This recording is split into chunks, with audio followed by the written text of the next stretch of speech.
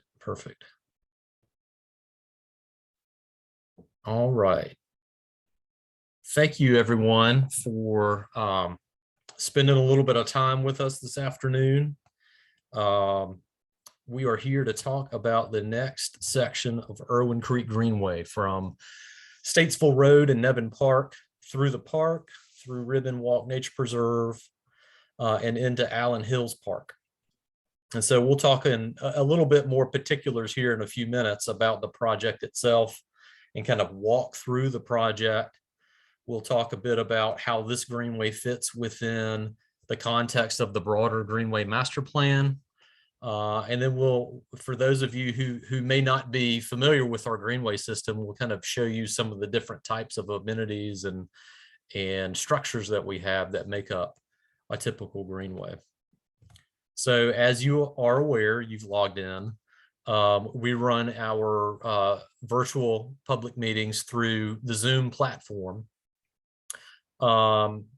Just so you know, we invite you to turn on your camera if you want to, but you don't have to. We do ask that you stay muted throughout most of the presentation. I think we've got a smaller group tonight. So toward the end, after we go through the formal presentation, we'll open things up for folks to unmute and ask questions if you prefer to ask that way. If not, you can ask questions kind of throughout the presentation using the chat function. So if you look on your screen, kind of at the bottom of the screen, you'll see the chat window. If you go ahead and hit that now, it should bring up a chat window. And within that window, we'd love for you to tell us your first name, your zip code, and then share with us your favorite park or Greenway trail. And so I'll give everybody a hot minute to reply to that. And then we'll get going. We'll make sure that everyone's got it. Don, good to see you. Ribbon Walk. Ribbon Walk is probably one of the lesser appreciated nature preserves we have in our system. It's fantastic. It doesn't feel like you're 10 minutes from uptown. Let's see who else is out there. There we go. Teresa, good to see you. Mallard Creek, Ribbon Walk as well.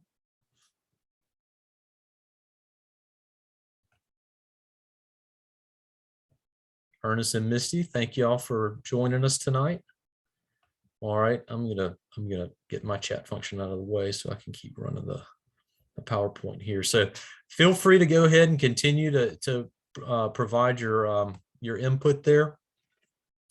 For this particular project, the consultant team that was selected is Worth and Associates. So we've got Gary and Nick from Worth and Associates. They're the landscape architects and civil engineers on the project.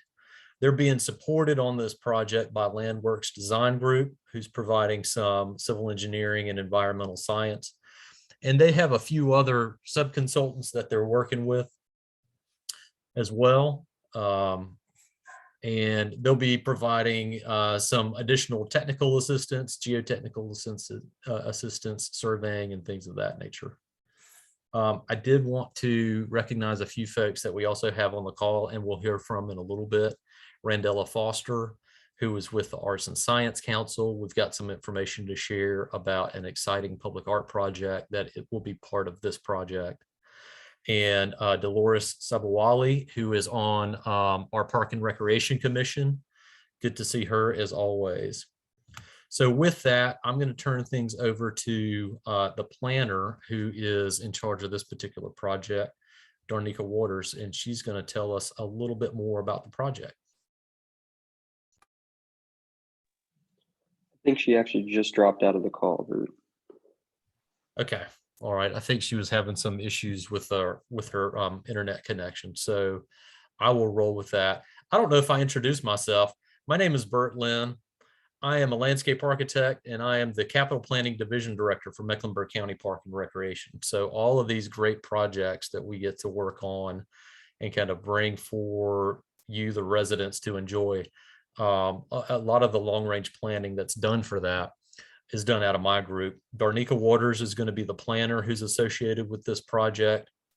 And Brian Bennett is the project manager with Mecklenburg County Asset and Facility Management. So he'll be part of the project as well. So a few fun facts about Irwin Creek Greenway. There are some fairly significant steep slopes throughout portions of this section of the Greenway, particularly within the nature preserve part of the project. And when we say steep slopes, those would be exceeding 15%. And so that's like in every 7 feet of run, you're going up a foot. So it's a pretty steep slope there. Nevin Park is home to the only memorial dedicated to Mecklenburg County police officers. And that was before the merger in 1992 of the city and the county police departments.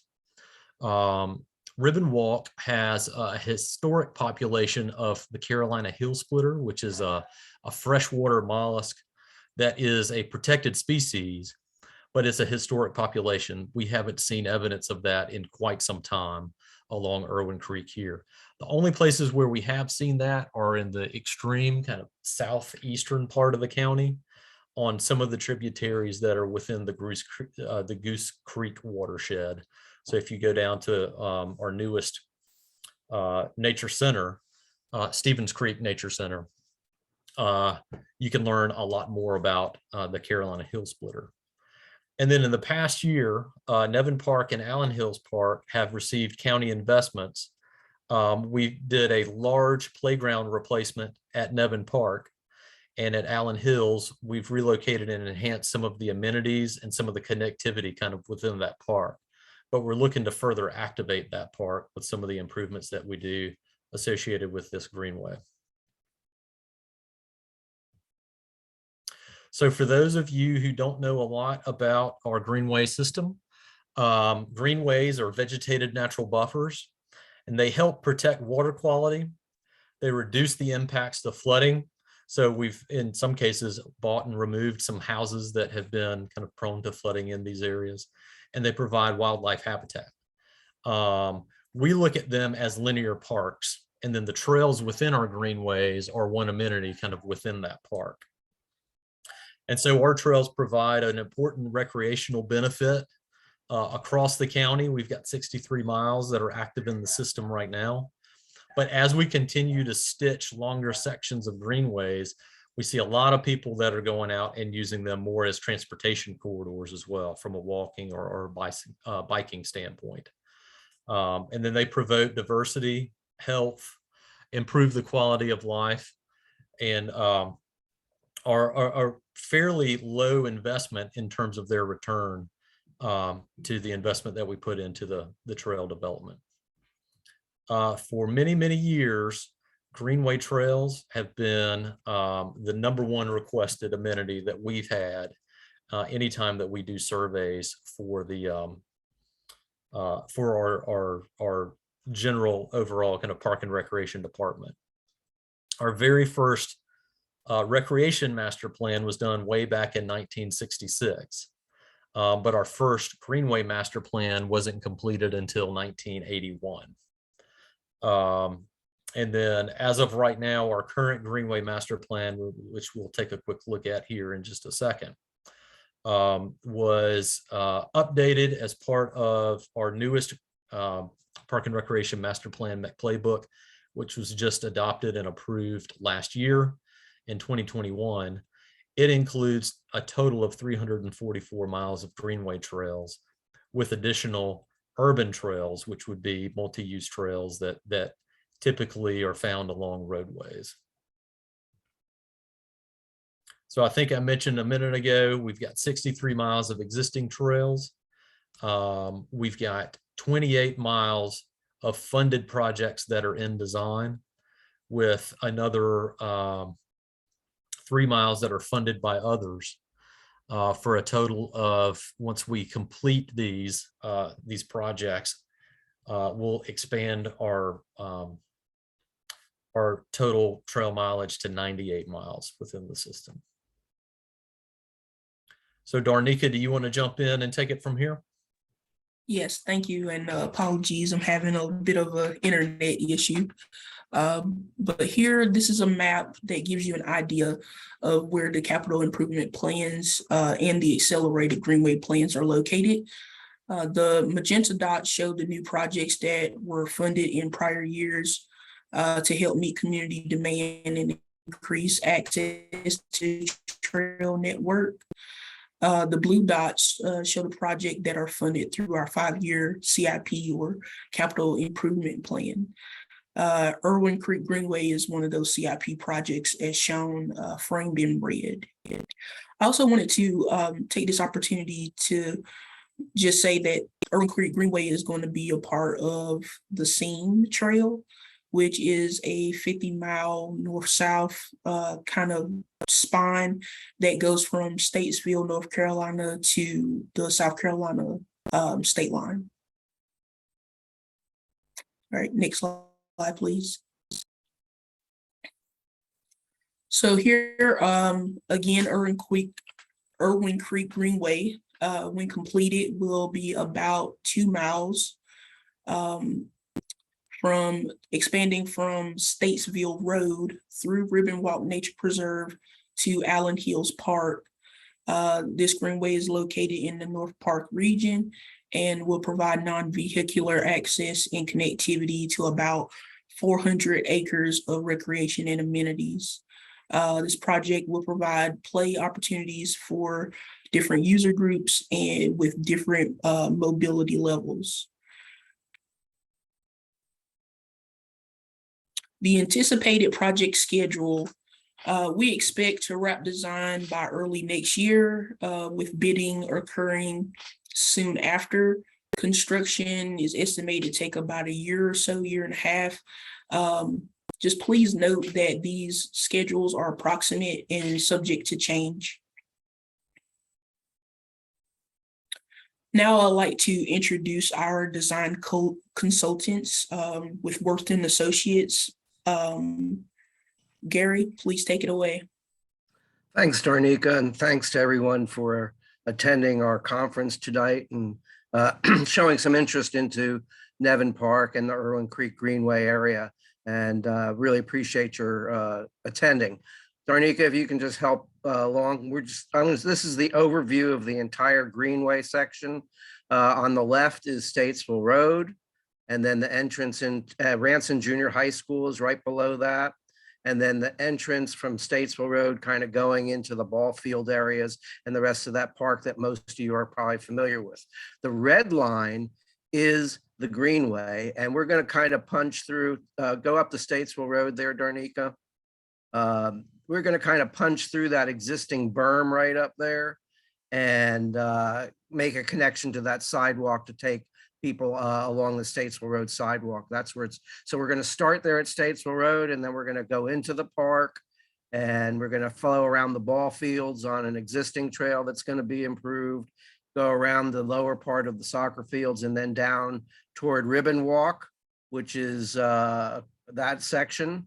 We come out on the bottom of Ribbon Walk along Nevin Road, and we're going to do a crossing of Nevin Road and then enter Allen Hills Park, and then end up at the end of this project. Will end up at Cheviot Road on at Allen Hills Park. So we're going to go through the slides, going from kind of the Statesville Road side up at the top, and we're going to work our way down to Allen Hills Park. So this showing a little bit more detail of what we're proposing to do. We're coming out Statesville Road, going through the berm, that first red dot there, and that area, that is the Mecklenburg Police Memorial area. If you've been up there, there's a grove of trees that are dedicated to police officers, probably dating back quite a ways.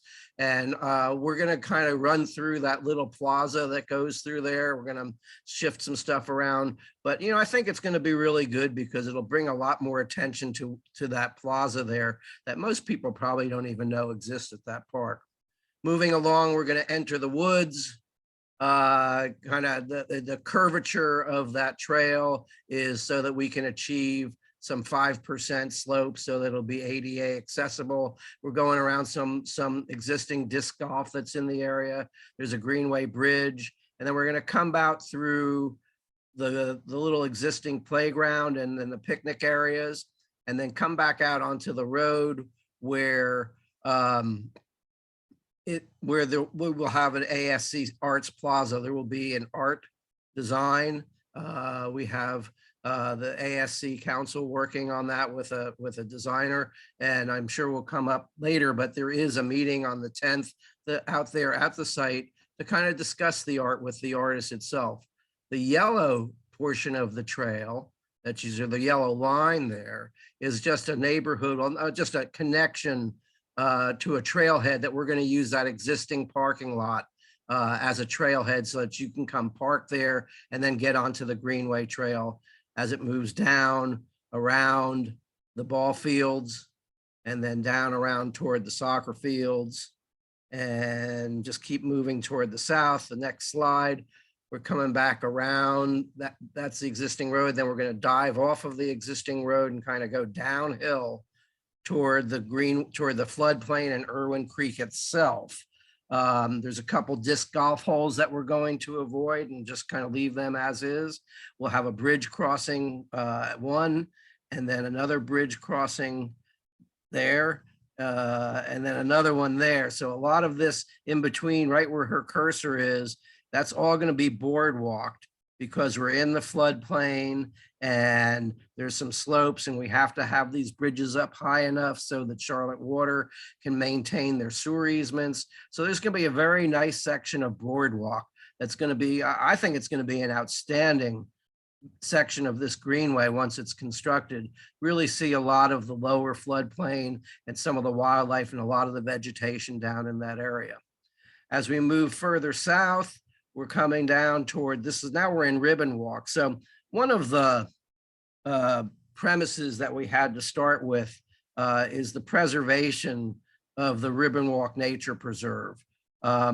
We are hugging the Greenway, the creek corridor, and then there's the environmental swim and stream buffers. So we're kind of hugging the floodplain and trying to stay above that so that we can accomplish a no rise, which means that this construction will not result in any rise in the floodplain that exists down there from this point on and south, further south. So if you go up to that first bridge, Darnika, yeah, right up there, that's where the FEMA floodplain actually starts.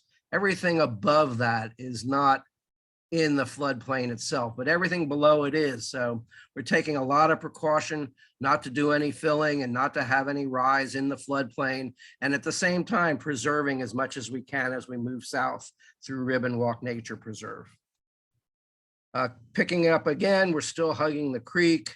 If you've been to Ribbon Walk, you know there's a couple ponds over there and some nice vegetation. We're going to do another little bridge over a little tributary that comes down from the Ribbon Walk lakes up there, and then continuing on through Ribbon Walk above the floodplain and trying to do as little impacts as we can. Then we come out and we enter Nevin Road. So Nevin Road was a little bit of a challenge. We're going to use the sidewalk, and improve the sidewalk as we come down. And then we're going to have a signalized pedestrian crossing at Nevin Road.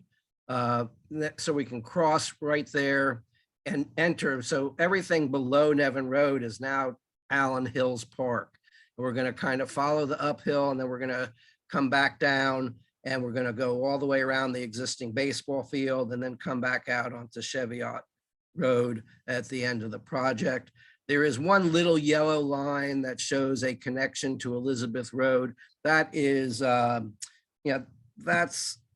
is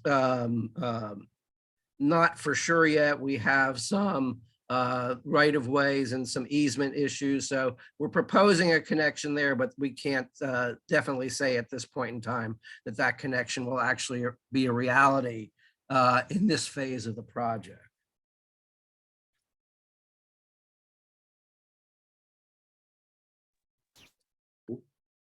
Thank you, Gary. Yeah, thank you. Thank you, Gary. My name is Brian Bennett. I am landscape architect and project manager with Asset Facility Management. So I'll be participating in this project, ushering it through design and construction. I think Darnika's circling me on another project that we recently completed. So this section, I'm going to real quick run through. Gary kind of ran through the plan view high level, explaining, you know, where bridges, boardwalks, all these things. And these next slides, we want to give some precedent images to help everybody visualize what these elements may look like. We typically have standards for our projects. So the types of construction and bridges and boardwalks will look very similar from one project to the next. So this slide is showing an example of what our neighborhood connections typically would look like. And you can see here, it's a 6 foot wide concrete trail. So it's essentially just like a sidewalk like you have in your neighborhood. And like Gary said, these are just intended to provide connections to the main trail from the neighborhood. So you can provide more points of access to give, you know, more local residents connections to the trail. And in this case, you'll have connection to the trail, which will connect you with a nature preserve and 2 parks, which is, you know, really a big part of what we're trying to provide with Greenways. This next slide. These show our typical bridges. Typically what we will use is a prefabricated weathered steel bridge of varying lengths. On this project, I believe we're currently showing the 5 or 7, Gary. We've gone back and forth. We've eliminated some. So there's 6, I believe. Okay, 6 of them. So we'll average out 5 and 7 and call it 6. But so there's gonna be a lot of bridges for those of you that are into bridges. You can come out here and see a lot of different styles and whatnot. We typically do a bow truss, which is pictured in the left, and they're going to have a concrete deck, which is good for those of you who are multimodal, want to ride your bikes as well as walk. It kind of eliminates some of that, you know, the rattling when you're riding your bike across the treads of a wooden bridge. So this is what typically our bridges would look like. I believe the next slide is going to show an example of our typical boardwalk. These are typically a wood substructure. And again, this is going to have a wooden deck. Again, we think that's just our Park and Rec prefers that from a long-term operations and maintenance. It's easier to maintain these concrete surfaces versus a wood deck, especially when where it's shady and stays wet.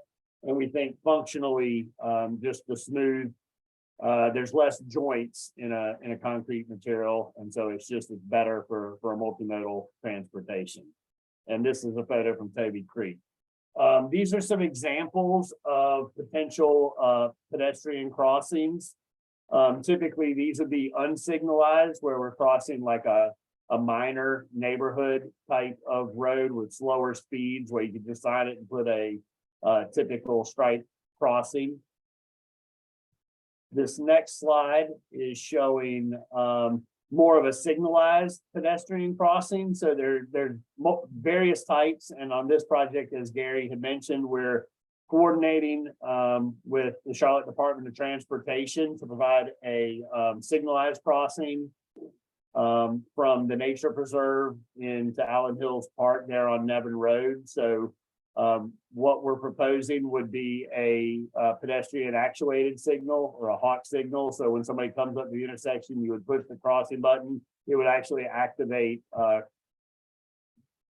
stop lights that would be on the roadway to stop vehicular traffic and allow pedestrians to pass. So like Gary mentioned, we're coordinating with, there's a lot of stakeholders. We're coordinating with Charlotte Water as we're crossing over the sewer and water easements. We're coordinating with CDOT. And, all in all, just to try to provide a Greenway amenity that, is provides the most amenity and safety to the users. These are some examples of our wayfinding signage, which we use across our entire Greenway system, and it's standard. And so this system is used to mark trailheads with an overall map. We'll mark mileage on the trail. So as you're walking, you know how to orient, you know how far you've traveled.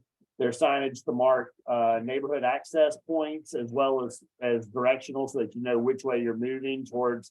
In one direction, you're moving towards Statesville Avenue, in the other direction, you're moving towards Nevin Road. So really, it's just to help people orient. Again, it serves as a safety. So if there is an issue or somebody's hurt, you know how to call emergency responders and tell them where you are and how to access. So those of you that have used our Greenway system, I'm sure are very familiar with these signs, and this will be a component of this project. Once we get closer to wrapping up the construction, then we'll come in and install the wayfinding.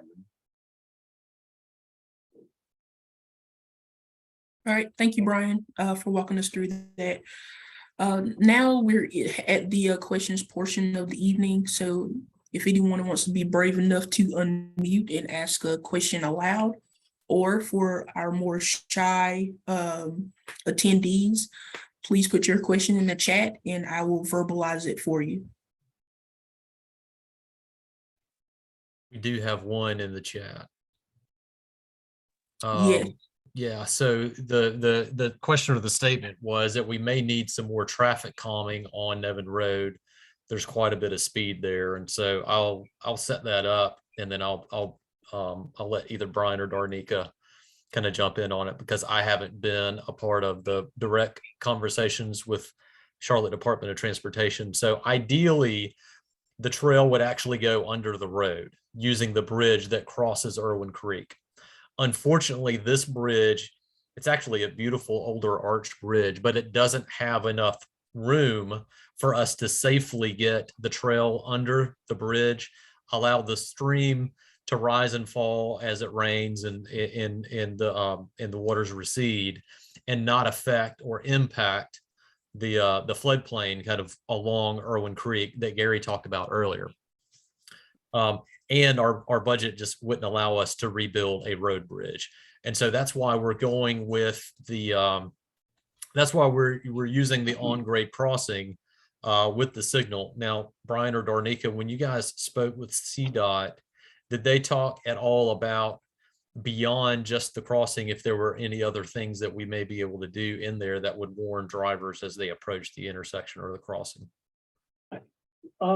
We spoke about obviously additional signage that would be part of that crossing to identify that there is a pedestrian crossing. But based on our previous or our initial conversations with CDOT, they did support doing a signalized crossing here. And again, that just having the visual signals typically helps vehicles recognize that there is a pedestrian crossing, as well as providing a required stop when that signal goes to red, as opposed to just a flashing warning beacon letting people know that it is a crossing. So CDOT does support the hawk signal, which is a more robust traffic calming for a pedestrian crossing, as opposed to some of the other options. So that's the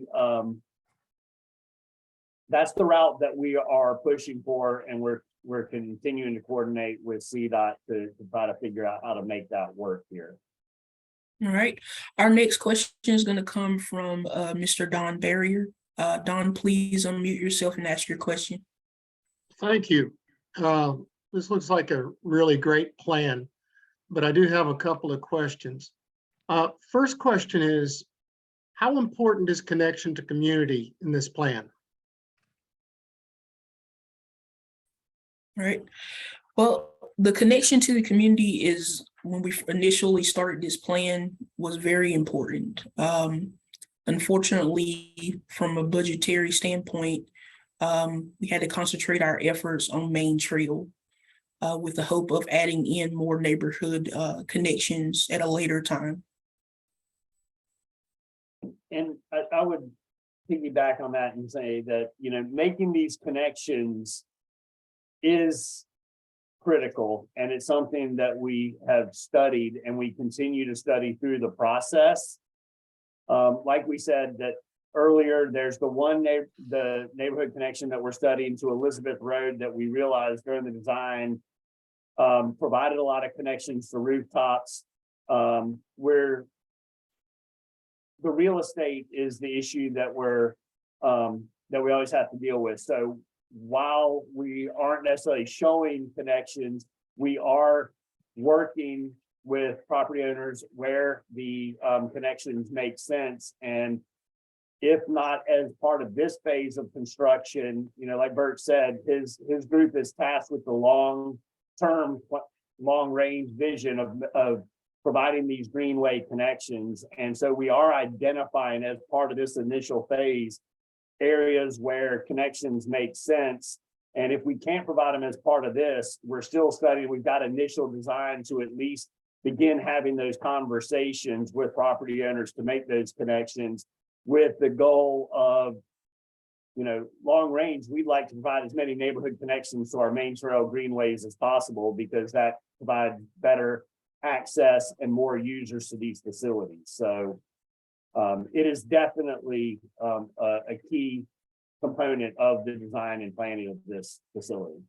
Yeah, before we get to Ernest's question, I would just like to tag Don in just briefly. What neighborhood, if there was a neighborhood connection, what neighborhood are you thinking about? Could I please ask you to go back in the slides to where the trail comes out of the soccer fields and heads down to Irwin Creek?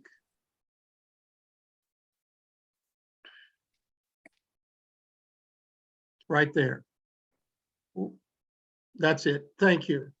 You may be able to see that, I think it's Pine Street, basically dead ends there. And the city owns the property connecting to Pine Street.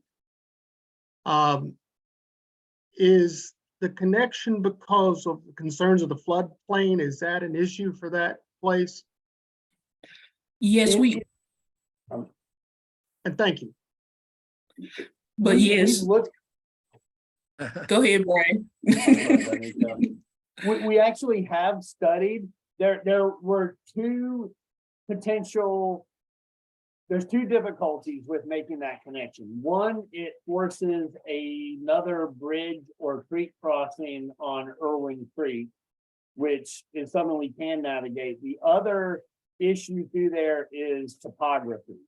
If you go to the Polaris map, which is the county's GIS site, there's a layer you can turn on this topography, and that's one of those slopes that I think we were talking about that's around 15% or more. So the act of being able to grade and provide an accessible pathway that would still connect in that small area is both extremely difficult in the small area that we would have control of, as well as it would be extremely costly to make that connection. So again, while it's one that we've been looking at, and there's some other options that we've been studying to make connections to that neighborhood, but from a constructability and a cost feasibility, we just haven't identified one that makes sense, at least not as the initial phase of this project.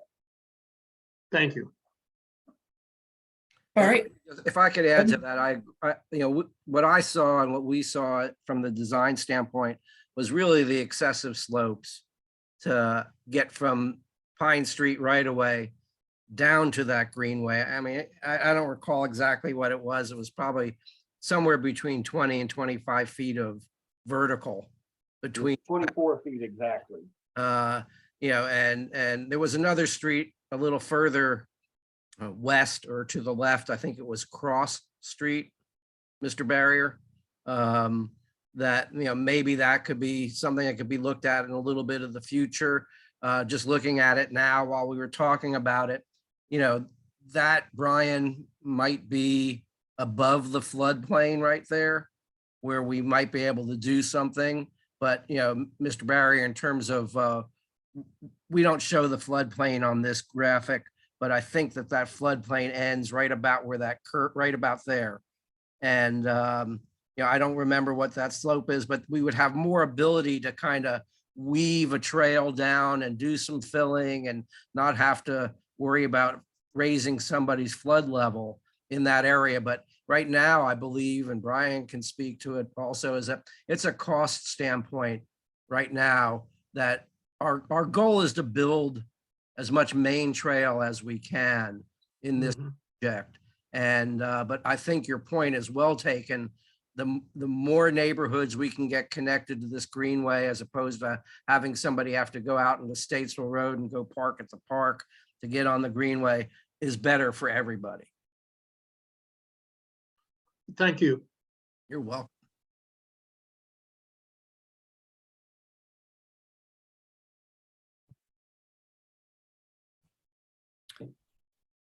All right, I believe there you Ernest had a question.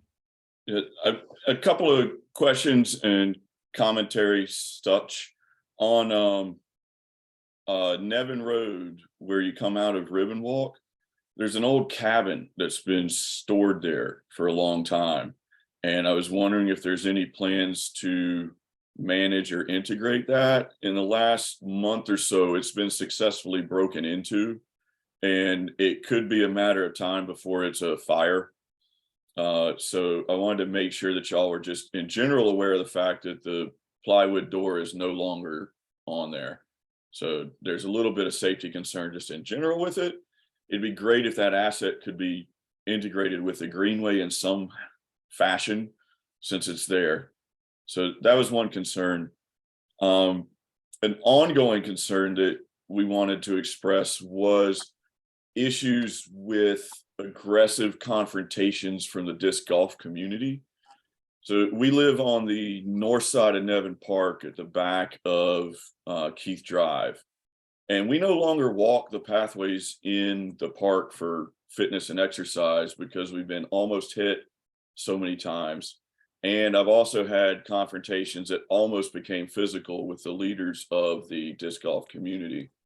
They're very aggressive at chasing off any other user group, including horseshoes, historical reenactors, other user groups. They're very aggressive at that. And we've got in this design at least 3 places where you are increasing the likelihood of negative interactions. And part of where I come at this from is that I was fortunate to go to NC State and get my degree in event planning and facility design. So I know what you guys are going through on the user interaction side too. There's some big concerns there.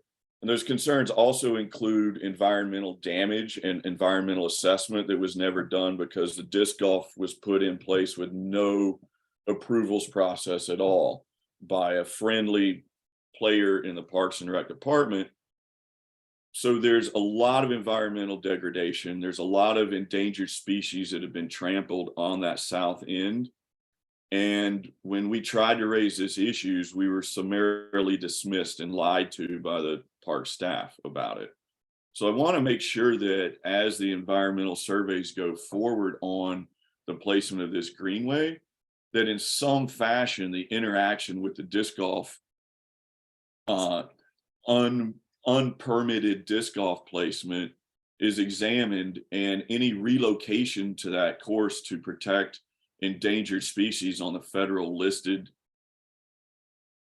are taken into consideration, because it's been a decades-long problem at this point.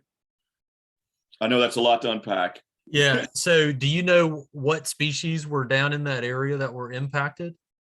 There's a lot, actually. If you walk through Nevin Park and especially as you get closer to Ribbon Walk, there's all kinds of native plants and tons of different endangered plants all throughout there.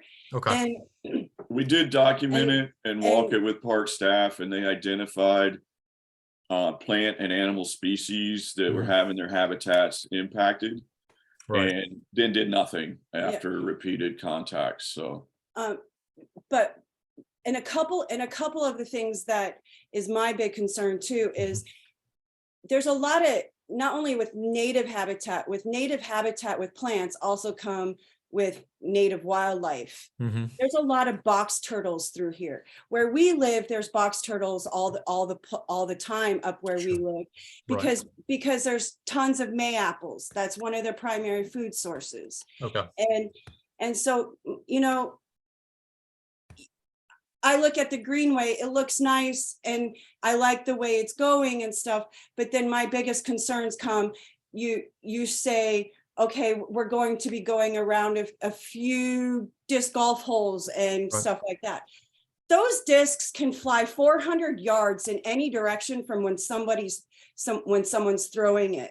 Right. People that are using the Greenway should not have to worry about a flying disc coming from somewhere. Yeah. It's a safety thing. It's a Yeah. big safety thing. Yeah, I completely agree with you on that. So the area that we're kind of interfacing the most, I think is the area kind of close to where you guys are, which is up in this area. And so what we're doing is relocating some of the tee boxes and changing the angle at which golfers will throw toward the basket.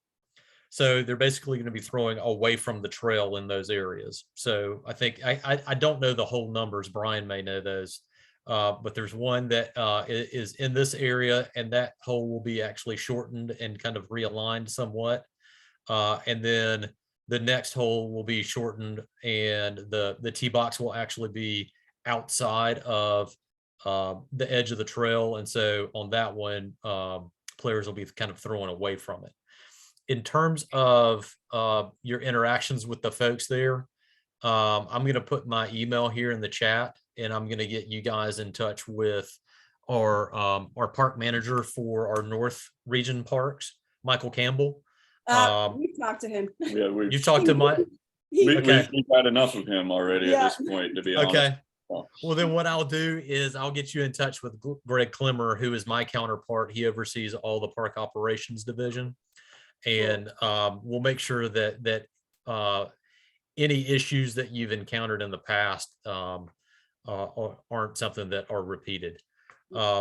We have talked, and we talk on a regular basis with the disc golf folks who kind of have built and then for the most part use the courses on a couple of Greenway projects recently, and hadn't gotten any indication that they've had that kind of interaction with folks. So They're good at what they share.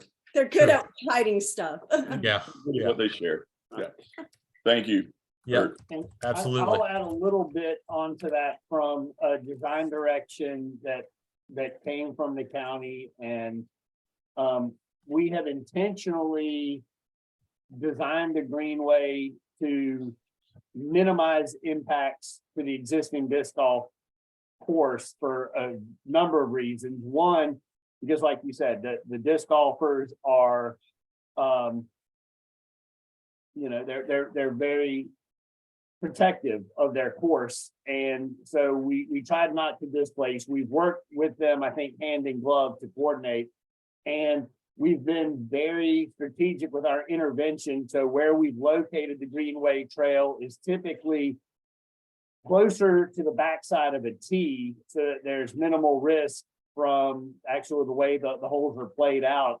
And anywhere where the trail comes into proximity of a basket, we are implementing protective measures, whether that be vegetated buffers, screens, something to provide a physical separation between the way that hole is played and the users of the trail. So it's been a very deliberate process. And again, we've been working very closely with the disc golf club to, make sure that they understand why we're making the changes, and make sure that, again, we don't want to, like you said, there are impacts from the use of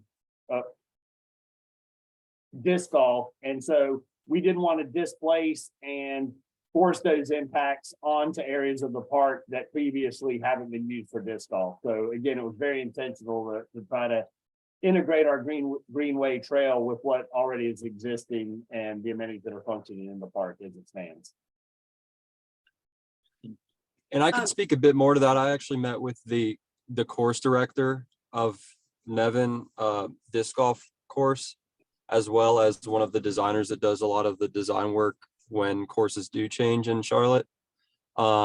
Maybe 2 weeks ago, I met with them, and we made sure that, like Brian had mentioned, anytime we're even within, say, 100 feet of the disc golf course, we're either going behind a tee pad or very far away from any baskets and fairways, so that it would reduce and pretty much eliminate the opportunity of a disc accidentally flying into the Greenway corridor. Okay. Good luck with the physics. I trust you'll do your best on it. Thank you. Yeah, Are there thank you. any? Oh, yes, thank you. Are there any more questions?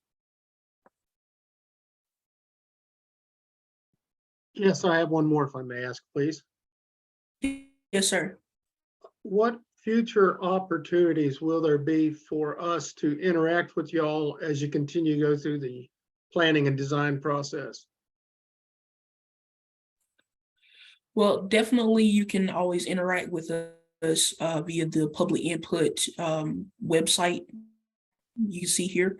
I have it records all questions and comments and statistics to let me know, let everyone know at the county how you guys are viewing the site. Also, you can later on you'll see a slide that has my contact information, Brian's contact information, and Bert has already put his email address in the chat. You can reach out to us at any time. Thank you.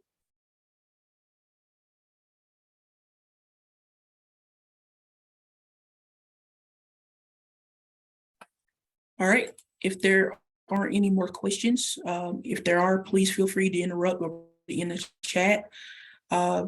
This slide is just a notification to let you know that, about Park and Rec projects. This is our main website, and you can go there by typing in parkandrec.com or follow us on social media. We have a lot of information on recent and upcoming projects, programs, and special events. Also, you can get your MEC pass. So to all that don't have a MEC pass, there's some literature here about that as well. Next slide, please. Earlier in this presentation, Gary stated, if you recall, Gary stated something about the Irwin, the Art and Science Council's community meeting. That will be on Saturday, December 10th in Nevin Park, near the Race Place playground. The chosen artist is Rachel Dickey, and her studio will be conducting the engagement workshop at the park. I will put the sign-in information in the chats. All right, next slide. So this is in relation to bad actors. There was a question on the public input site about illegal activity, about potential lighting, additional lighting or cameras. And, in order to, we want you guys to be our eyes and ears when it comes to county property. So this slide is just to help you identify a resource in 311, which is basically, your the contact center for, City of Charlotte and Mecklenburg County. And Park and Recreation is definitely one of the departments that can be contacted through this service. And that's even after hours. We have a on-call person to deal with any, emergencies. So please use this resource and help us keep our park safe. Please help us document what's going on in the park so we can help justify any additional deterrents that are needed. Next slide. All right, so this is the, as promised, this is my contact information. This is Brian Bennett's contact information. You can reach out to us via phone or email, and we're also able to see anything you put on the public input website. So unless I'm looking at the chat, unless there are any more questions,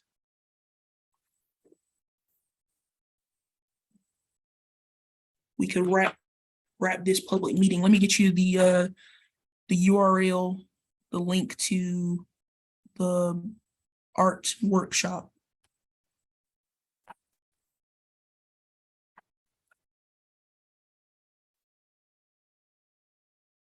All right, I just attached the link to the art workshop so you can register. It's free of charge. And again, it will be in Nevin Park, December 10th. Oh, and yes, there was a comment about if the slides would be posted. And yes, the slides will be posted on the public input site, as well as the recording of this meeting.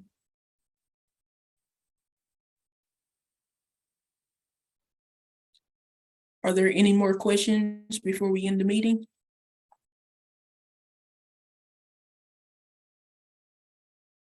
All right, so we'd like to thank you guys for just giving us a piece of your time this evening, and please do reach out to us if you have any questions or concerns, and utilize public input for any updates to the project. Thanks, everybody. You'll have a good evening. Thank you for participating. We appreciate your input. You're welcome. Thank you. Have a wonderful night and a happy Thanksgiving. Yes. Happy Thanksgiving. Happy Thanksgiving. Take care. Thanks.